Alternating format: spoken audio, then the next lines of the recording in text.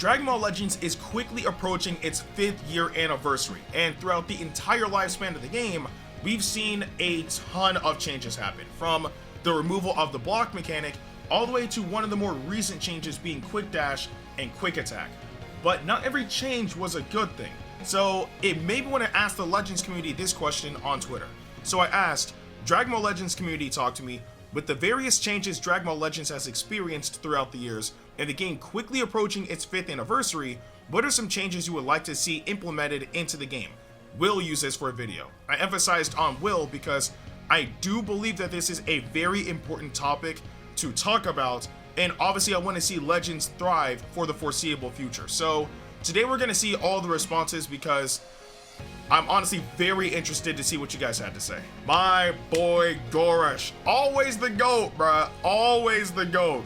What's crazy is usually when he tweets, like for these type of tweets that I put out, his tweet is always at the very top. Like it always is, but that's my boy. Anyway, Gore said, adjust blast units to not inherently be worse than strike units, revamp the way buffs and debuffs are displayed, revamp quick attack, it completely failed its purpose at combating passive play, consolidate the 9 gazillion currency items, resources that exist in the game. I think he also said more too. Yeah, and most importantly, remove perfect vanish. Okay, so I actually agree with every single thing that he said on here, especially the very first one. Adjusting blast units to not inherently be worse than strike units. I've said this on so many PvP videos. We're in a meta, and I don't think this meta will ever change, unless they actually try to do something about it, where blast armor is darn near a staple on a ton of units, a majority of which are added onto a lot of the top units in the game. Again, let's see, Gogeta Blue has blast armor, Beast Gohan has blast armor, Hint on his special move has blast armor. Like, a lot of top units have blast armor, and that's just an example. So blast units don't necessarily get a fighting chance, especially actually in any range, because if you use blast while an opponent, let's say, has blast armor on strike, they can just kind of freely get into mid-range if they wanted to, or they can just charge straight in if they were just wild. Or if you're in mid-range and then you throw out blast, and they have blast armor on strike, you're practically giving them a free combo. Like, it's blast is not in a good spot right now, just because it's too heavily countered by the various amount of units. Again, I only listed a few as an example, but the various amount of units that have blast armor. So, and not only that, I mean, the cover changes really don't help either. So I don't know what they can do to adjust blast to make it good. I mean, they really have to figure out something, because in truth, I genuinely do not know what they can do. If you guys have an idea, let me know in the comment section below. But also, revamping the way buffs and debuffs are displayed, I agree, because the HUD is too cluttered when it comes down to getting those displayed. They can easily consolidate that and put like a stack on there. So at least, you know, hey, this debuff, for example, let's go with bleed. Maybe you just start bleeding more than once or whatever, right? Hey, you have bleed twice, right? Normally they would just show it twice, but they could literally just have one icon and have a number on there to show, okay, I have this debuff this amount of times. I'm just using bleed as an example. Like it could literally be anything. So I don't know. They could definitely revamp that because it's way too cluttered. Quick attack, I also agree, because even though it does give you a method of entry, it really doesn't stop people from playing passive still. Like, it gave us like a tool in a sense, if you will, but people still play passive. Like, that type of play has not been countered at all. And plus, quick attack can be countered as well. So they should revamp it. Maybe give it, well, no, if you give it too much priority, then it could become like the old school tackle before it got nerfed. Because remember, tackle, if you initiated tackle, you had so many frames that if you didn't execute strike quick enough, you were going to get countered, right? They knocked down a lot of those frames in this game, so now you can actually counter it in mid-range. Actually, too much like priority at that point that you could counter it. So again, they could try to test it out and try giving quick attack a few more frames, that could help maybe. I don't know. So it's to the point where if you float all the way back, you know, if somebody quick dashes in and they're going to quick attack, they're more than likely going to land the hit. But if they do that, that could potentially make another issue. Again, that's up for the dev team to find out. The 9 gazillion currency items, we have too many currency items in the game. Z medals, we just got Z2 medals. We have like those legends, like those red tickets from like summoning. You have the raid medals, and there's too much. Not to mention Zenny, there's way too much. Just consolidate it to one concise currency item and have it work for a various amount of things, because there's too many exchange shops open at this point. We need a massive overhaul for that. And the last thing being removing Perfect Vanish. That's self-explanatory. I mean, Perfect Vanish baiting in the game is annoying to deal with. Very annoying. So remove that and I'd be fine, because again, like, I don't think that people should be like super heavily punished for being able to react quickly, because there are people out there that have that type of quick reaction time, but there are people that are easily able to bait it, and that's when it gets annoying. So again, I would love to see them just revamp that just in general, or just remove it, because I mean, I'm trying to fight, and especially for the Perfect Vanish baiters who play super passive and will like float and kind of like stutter and wait for the slightest movement for them to actually try to Perfect Vanish you. I'm not for that. If you remove that, then they're still wide open at the end of the day. So yeah, those were all fantastic ideas, and like I said, I'm down for every single one of them. Hashirama the God said, what they need to do is give more Chrono Crystals. Also make the other Legends Road characters usable, like give them Zenkai, and release more Legends Road units with 2023 kits. Slow down with the power creep. If they make an All-Star banner, make the Z power 3 times, because normal isn't worth it. And for the love of gosh, make Shallot more customizable with using some green cards, and make Shallot playable. Again, Shallot with the O and Shallot with the E. Okay, so this is actually a lot to break down. So one, yes, obviously crystals, I do feel as if they've been a lot more restrictive with this resource, more so than ever now. It's Legends is getting to its 5th year. If they're gonna want to keep their free-to-play base around, they have got to make Chrono Crystals a plentiful resource. There's no, like, I get that not everybody can summon on every single banner, but if you release like those super hype units, what's the point of trying to do so in order to get people to summon if they don't have crystals? Like, people are going to save their crystals for the hype banners anyway, so give them resources to farm said crystals. I don't understand why they're being so restrictive with it.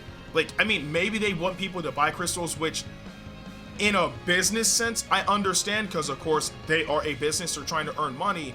But again, it's a free-to-play game.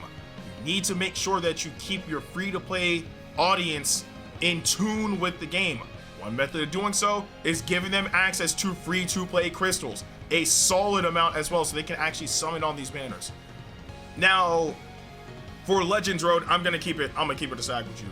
Nah, Legends Road, I was never a fan of Legends Road, ever. I mean, the characters that we got from Legends Road were pretty cool, but I was never a fan of Legends Road because the method in order to get the unit, boost the unit, and all of that, and now for some of them to Zenkai the unit, is not worth it at all. The whole premise of unit specific souls was terrible, and that's even beyond just Legends Road, because remember, they did all of that, well actually no, because Legends Road had unit specific souls. The free-to-play ultras had unit specific multi-Z power. So yeah, Legends Road, I'm not for. What they've been doing with free-to-play units as of late is perfectly fine. Again, the free-to-play full power Super Saiyan Broly is the shining example of how they should make a free-to-play unit. Because again, to this day, I will still proudly use that unit because he was phenomenal and still is. So yeah, Legends Road, not for. They can keep all of that. I think they just need to continue with the method that they're doing right now for free play units. What else? Power creep, self-explanatory. However, I think I understand why we get power creep so quickly, because if we don't, then we would probably end up in a scenario where, for example, like how Zenkai Super Saiyan 2 Teen Gohan, like how he was the best student in the game for over a year, or like Vegito Blue when he first released. If we don't get power creep, we are going to end up with scenarios like that. And I'm pretty sure that, let's say Gogeta Blue didn't release last year, the unit that probably would have been dominating the meta would have been Beast Gohan. Or if they didn't release Beast Gohan for whatever reason, decide to release him sometime this year, then MUI Goku would have been running the meta. So yeah, I do think that they need to slow it down a bit to like get those units to shine, but they also need to balance it so we don't end up in scenarios where, you know, one unit is dominant in the meta for far too long, because I don't want to ever experience that ever again. The All-Star banner being 3 times Z power, completely agree with. I don't think that needs any elaboration. Shot more customizable, I do agree. Green card, not so much. That really does not matter. Shallot is just supposed to be customizable in terms of like aesthetics, and they really haven't been giving us any outfits for him at all. So I would just say give us more outfits. And also make Shallot, with the need, the fusion, make him playable. Zero reason as to why he's not playable or why he's not able to be played outside of story mode. Zero reason. You don't want to give a Super Saiyan Blue Shallot? Perfectly fine. Make Shallot playable. Shallot. Make him playable. Like, make him a different element factor or something. That would have been perfectly fine to quell the community for like a year or like maybe a year and a half or something. So yeah, I don't know what they're doing. A few of these ideas I agree with, but look, Legends team, make Shallot playable. Shot with an E, bro. CordyCake667 said, well, firstly, more summon animations. Same old Goku versus Frieza gets a bit repetitive. Maybe they could do Gohan versus Cell animation, or maybe Goku versus Vegeta. Second, some way to have giant characters. I don't know how it would work though. That's about all I got. Okay, so yes and yes, but it's unlikely, and I'll explain everything. So first off, with the summon animation, look, I've said this, like I've been screaming this to the heavens for years now. We need new summon animations. And I'm not talking about like what they've been doing as of late, which honestly is pretty cool, with them like changing up the Land of Ice stage to like, you know, the Red Ribbon base, or, you know, like other area. No. Even though that is cool, but no. I'm talking about an actual full-fledged new summon animation, especially because we have a new rarity in the game. We have a new rarity. Ultra units are summonable now. We should have an ultra summon animation, right? So yeah, just getting the same old animations over and over again is honestly getting pretty dull. Note, we have not had a new summon animation in the game since the 2nd anniversary. It's been almost 3 years since we've gotten a new summon animation. 3 years. That is far too long. And what's crazy is, I saw a tweet a little while ago of somebody who made a mock-up ultra summon animation, right? And it was so cool. It started off with Goku and Frieza, you know, like doing their initial thing, right? And as they were about to collide with each other, right, to, you know, continue their clash, time skip happened. And then Hit came out of nowhere and went crazy on Frieza, and it was so dope. I don't remember the exact person who made the tweet, but I did retweet it. So if you guys search through my Twitter, you should be able to find that tweet. It looked so cool as a concept. So if they were to give us something like that, or again, Gogeta versus Fuse Zamasu, like, I don't know how that's not a thing yet. Like, it's something along those lines, I'm all for. And honestly, the giant characters is probably never gonna happen, because when you think about it realistically, for example, Great Apes, Hirudegarn, Janemba, I don't know, it's things like that would be cool, don't get me wrong, but it won't work because, one, you would have to zoom the camera way too far out, and two, there are certain moves and mechanics that more than likely will not work on a Great Ape. Like, maybe they could do something similar to like time skip, where there's like a great, oh wait, no, they can maybe make like a grade 8 mode, maybe similar. So maybe it can function with like the unique gauge. When it fills up, then you activate like grade 8 mode or something. It'll only happen once, but it's like really powerful or something. And within that mode, special skills don't work against grade 8s. Maybe ultimate attacks don't work on grade 8s, and only strike and blast could work or something, or maybe only projectile based special moves could work against them. I don't know. There might actually be some room to make it work, but again, it's too much of a workaround. Like, do I see giants happening? No, not at all. Would I like to see giants in the game?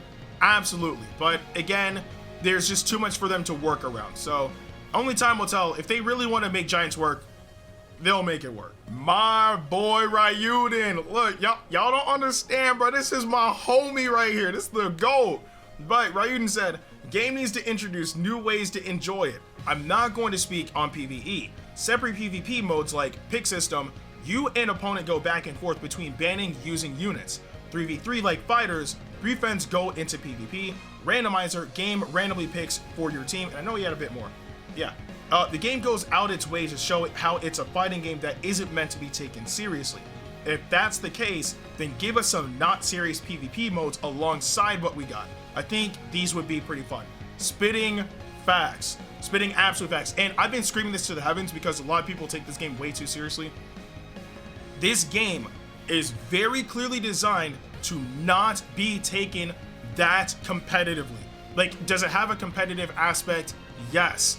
But it's not like to the absurd degree of, like, for example, Street Fighter, or like, you know, other traditional fighting games, or like Tekken or Fighters or whatever the case may be, right?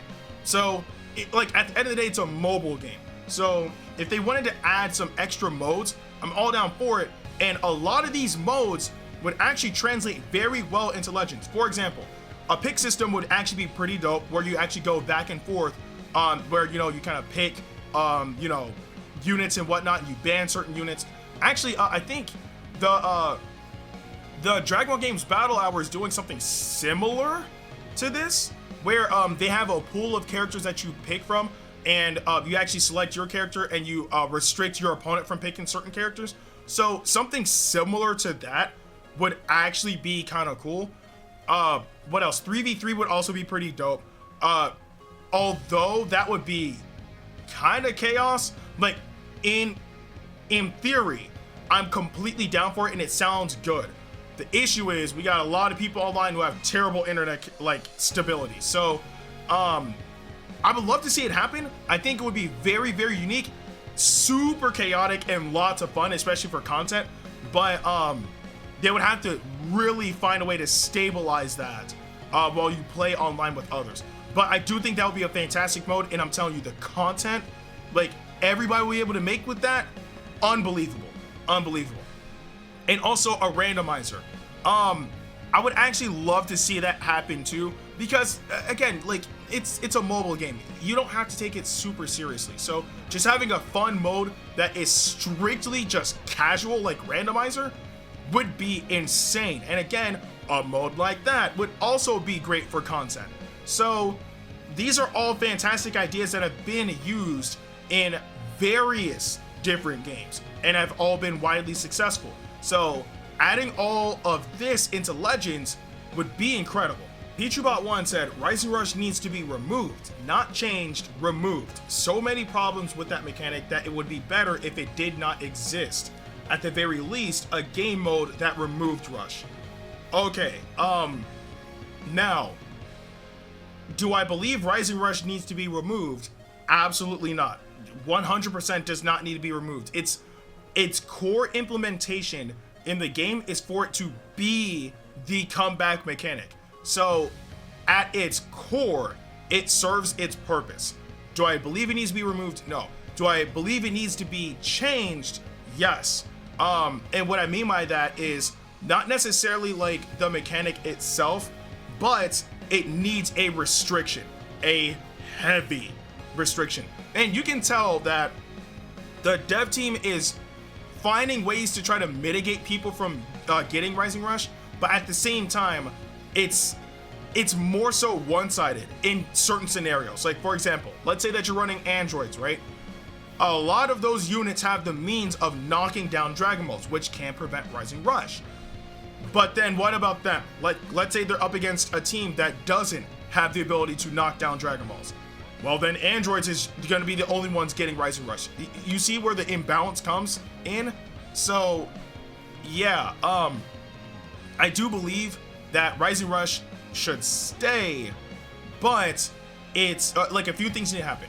One, and I believe this should be standardized, Rising Rush needs to be restricted to 1 use per game. I get that there are a lot of powerful units in the game. I understand that. And I get that maybe having 2 rushes could help you fight off against said powerful teams. But seriously, it needs to be restricted to just once per game. Doing so would make people think twice about turning their brains off and throwing out Rising Rush. Because again, you can get it so quickly afterwards. Like, there's units that steal Dragon Balls. Like, there are units that have card draw speed to the point where they can just get Dragon Balls quickly. It needs to be restricted to just once a game. Or have a mode that removes Rush, like what PichuBot said. Have a game mode that removes Rising Rush. So that way it's just straight up skill. If you get bodied, you get bodied. It is what it is. Just take it on the chin and move on, right?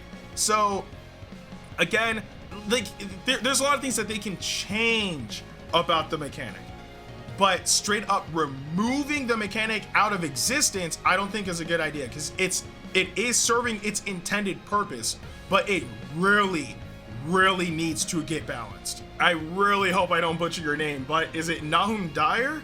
Like, if I butcher your name, I apologize, but they said, I want them to make the Dragon Ball hunt be solo player friendly. In other words, I want to be able to acquire all 7 Dragon Balls on my own without having to rely on other players. I completely agree. Granted, I get what they're trying to do. You know, they're trying to just like up the interaction with you again, with other players. I get it, right? And on paper, it's fine. But man, Dragon Ball Hunt takes so freaking long. And granted, another reason is because with the Dragon Ball Hunts, they stuff it with so much other things that you can get that it can take you weeks to get all of the Dragon Balls. It is not really a fun experience in my personal opinion. Granted, I mean, you still get free items and stuff, so it is a benefit, but it takes way too freaking long. If there was like a different method of obtaining the Dragon Balls for the Dragon Ball Hunt, I'd be completely down for that. Actually, I think that the last Dragon Ball Hunt, actually no, the last 2 Dragon Ball Hunts, I didn't even complete it. If I'm not mistaken, I didn't even complete it, because why? Like, apart from maybe like a title or something, like, I don't want to have to go out of my way to try to get that, especially with how quick the codes expire. They expire in like 5 seconds.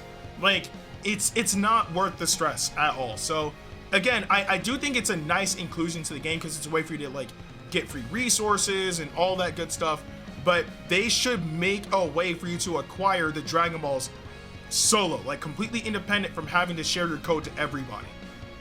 But I mean, the nice, like, you know, the free equipment and like free other items you get is nice, but again, getting the Dragon Balls, whether you get it through the traditional means or if you get it solo, they really should consider making you able to get the Dragon Ball solo.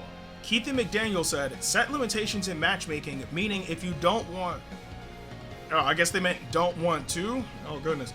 If you don't want to run into players using the top tier units like Ultra Gogeta Blue or Beast Gohan, then you mark them so you don't have to face that character, but you can't either. I'm assuming they meant you can't use them either.